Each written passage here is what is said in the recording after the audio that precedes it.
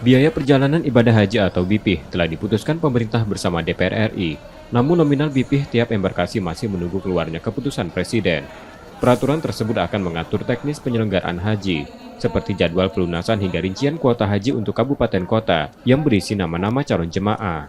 Kemenag Sumsel telah melakukan sosialisasi terkait rencana kenaikan biaya haji pada calon jemaah. Bila ada jemaah yang belum dapat berangkat tahun ini, mereka masih diberi kesempatan untuk berangkat tahun berikutnya.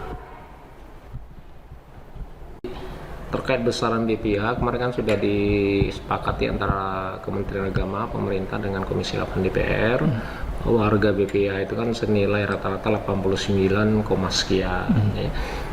Nah itu nanti akan diputuskan melalui ketetapan Presiden, dan nanti setelah itu baru kita tahu angkanya masing-masing provinsi, masing-masing embarkasi itu berapa harganya. Itu nanti akan ditetapkan sesuai dengan harga penerbangan.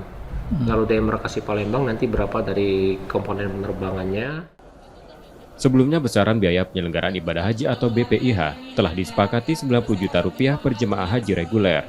Biaya tersebut terbagi dua komponen, masing-masing Rp49,8 juta biaya perjalanan ibadah haji dan penggunaan nilai manfaat sebesar Rp40,2 juta. Nilai manfaat ini dikeluarkan Badan Pengelola Keuangan Haji sebagai subsidi pada BPIH. M. Rizky Nurmizan, Kompas TV, Palembang, Sumatera Selatan.